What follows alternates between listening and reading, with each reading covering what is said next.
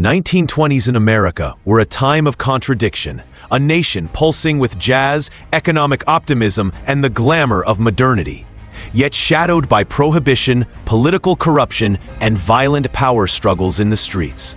And at the very center of this contradiction stood a man whose name became both legend and warning: Al Capone. Alphonse Gabriel Capone was born in 1899 in Brooklyn, New York. The son of poor Italian immigrants trying to carve out a future in a land of promises.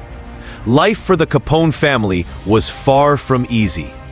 As a young boy, Al navigated overcrowded tenements and gang-controlled streets where opportunity didn't come with a diploma. It came with fists, knives, and fear. School held little interest for Capone. He dropped out by the 6th grade after striking a teacher. What followed was a swift descent into gang life, where he found a new kind of education, one grounded in loyalty, cunning, and violence.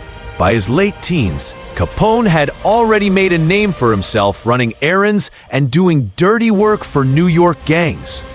It was during this time he received a slash to his cheek in a bar fight after insulting a woman, an altercation that left a scar and birthed the nickname Scarface.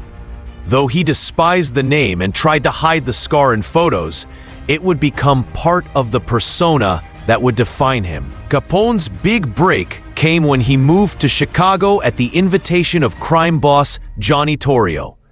Chicago at the time was a city on the brink, fractured by corrupt politicians, mob rivalries, and the chaos ushered in by the 18th Amendment. Prohibition, which banned alcohol, had unintentionally opened the floodgates to organized crime. Speakeasies bloomed in every corner, and the thirst for liquor became insatiable. Under Torrio's guidance, Capone learned to think bigger. He mastered the art of negotiation and intimidation. But in 1925, everything changed. Torrio was ambushed and nearly killed in a gang hit.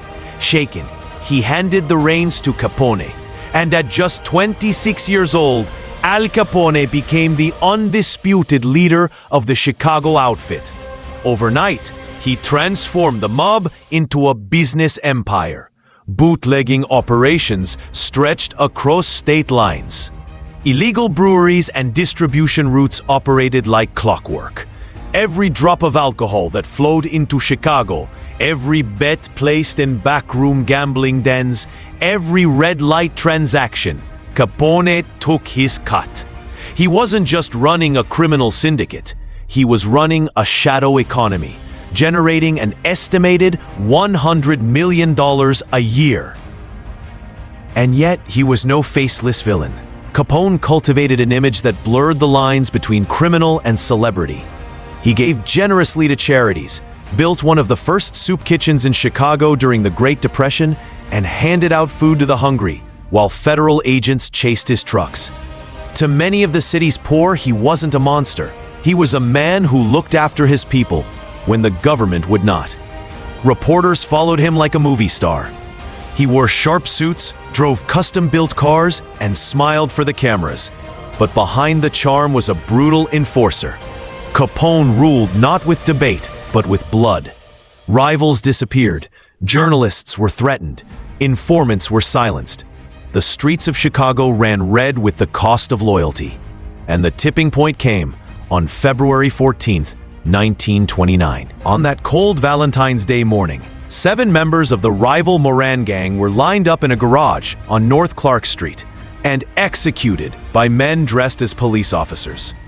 The St. Valentine's Day Massacre was one of the most cold-blooded killings in American history.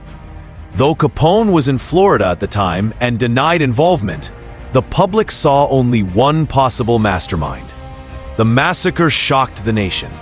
For the first time, Capone's name was no longer a symbol of outlaw glamour. It became a national scandal. Politicians demanded action.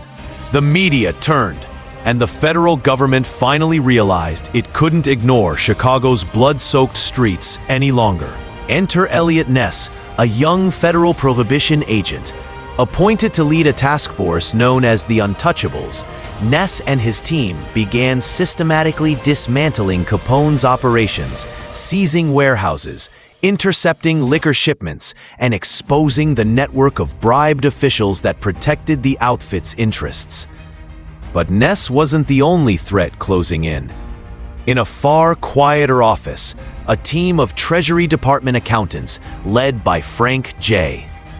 Wilson was working a different angle. They weren't chasing bullets or booze, they were chasing numbers.